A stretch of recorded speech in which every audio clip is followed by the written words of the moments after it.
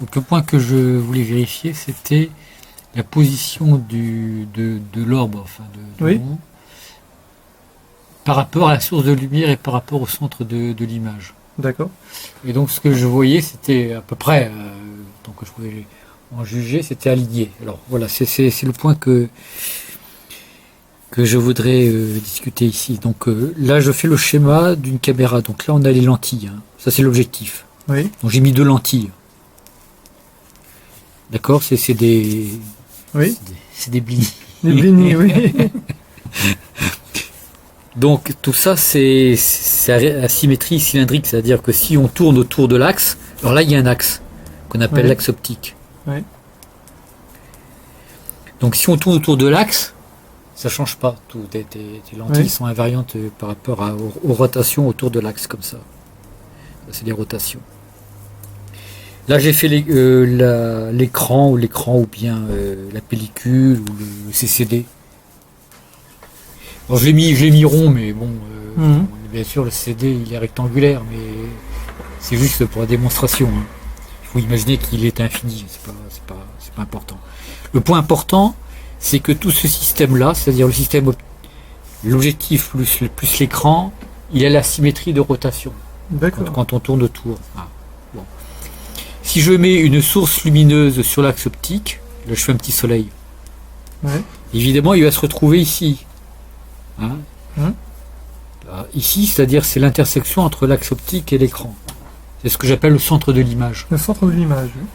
C'est ma définition. Hein. C'est ma définition parce que il se peut que le constructeur il mette le CCD pas bien dans l'axe. C'est pour l'exemple. Hein. Mais ça, c'est pour ma définition, c'est le centre de l'image, c'est ici. D'accord, donc on admet que le centre est ici.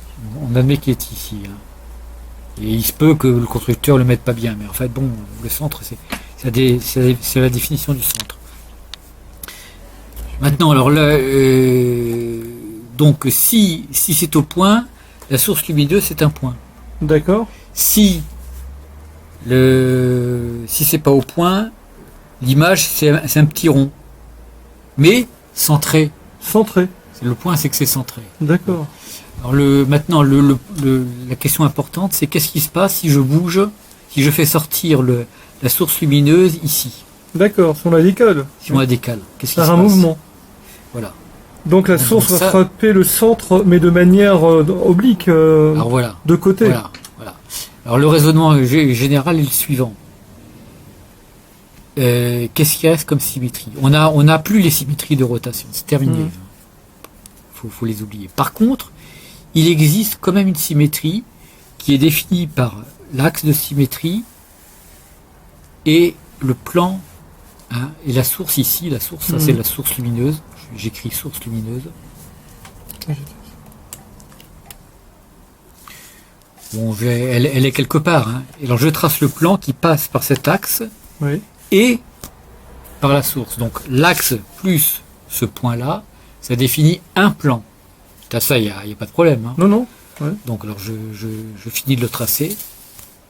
Alors évidemment, il va aller de ce côté-là. Hein. D'accord. Et donc maintenant, ce plan, donc là j'ai écrit plan de symétrie. Ce plan-là, il va intersecter le plan d'image, le plan du CCD. Hein. Je te trace. Voilà. Là, suivant cette droite, d'accord? Très bien, oui. Et donc cette source-là, elle va apparaître dans l'image sur cette ligne-là. Parce que il reste cette symétrie-là. D'accord. Donc, le plan de symétrie contient la source, il va contenir l'image. Alors l'image, il se trouve là, je sais pas, hein, mais peu importe. Mais quelque part, sur, donc ça c'est droite de symétrie, dans l'image. Hein. Dans l'image, oui. C'est ce que toi tu vas observer. Donc je la mets là. Et maintenant, si la source de lumineuse crée des reflets, quelque part dans le système, ces reflets, forcément, ils seront situés sur cette droite-là. D'accord. Hein. Il y en aura un là, il y en aura un là, peu importe. Je les mets d'un côté, de l'autre, peu importe. Oui. La conclusion à retenir, c'est reflet plus source lumineuse. Oui. Alors lumineuse dans l'image. Dans l'image, oui. Plus centre de l'image, plus le centre aligné. D'accord.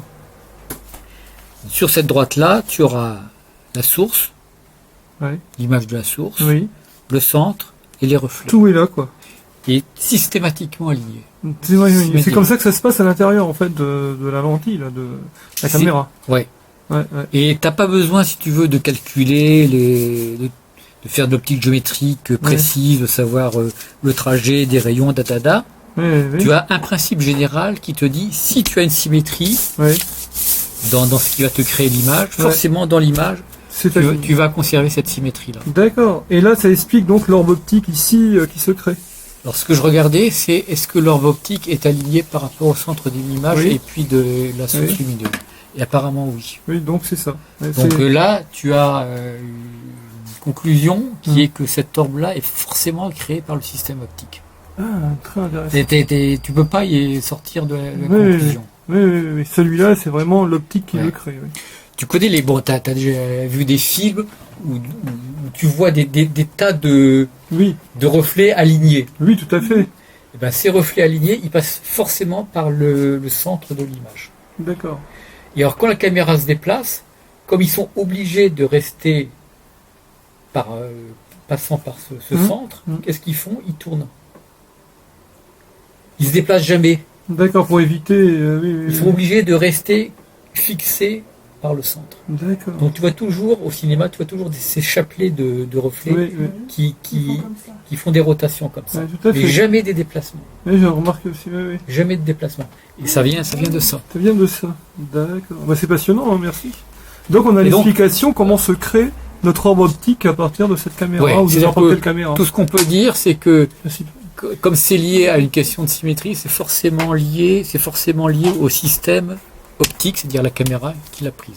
C'est un phénomène optique qui respecte, disons, la symétrie du système. Tout à fait. D'accord. Ouais, c'est passionnant. Donc on a l'explication. Voilà. Et c'est valable pour toutes sortes de caméras, que ce soit grande, petite, à partir une fois même un appareil photo en mode vidéo. Alors dans ma prochaine chronique, là, je traite des photos lors de lunaire, hein. T'as un paysage lunaire comme ça, hein.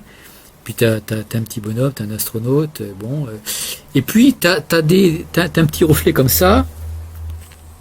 En fait, t'as deux reflets. Oui. Bon, ça c'est l'imperfection du système optique. Oui. Mais tu sais que sur les caméras d'Apollo, tu avais un système de croix.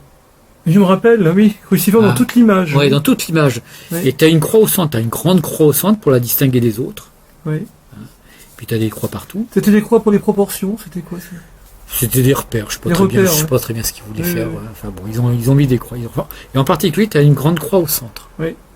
Alors ce que j'ai fait, c'est que j'ai regardé l'alignement des reflets et j'ai vu que ça passait par le centre. Enfin là, je l'ai mal fait, mais c'était comme ça.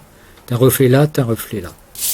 Donc, alors, le type disait c'est un projecteur qu'ils ont mis pour faire la scène, etc. C'est pas possible. En fait. C'est pas possible parce que en fait l'alignement trahit l'origine optique du phénomène. Oui, c'est très intéressant. Oui, mais il faut une source de lumière pour ce phénomène optique. Oui, alors là t'as le soleil qui n'apparaît pas sur la photo, mais qui était là-haut, et qui est là. Ah, voilà, l'explication est toute simple en fait. Alors tu vois pas le photo, tu vois pas le soleil, tu vois les deux reflets, tu vois la croix, et donc tu vois le bel alignement, et donc ça peut être que des reflets.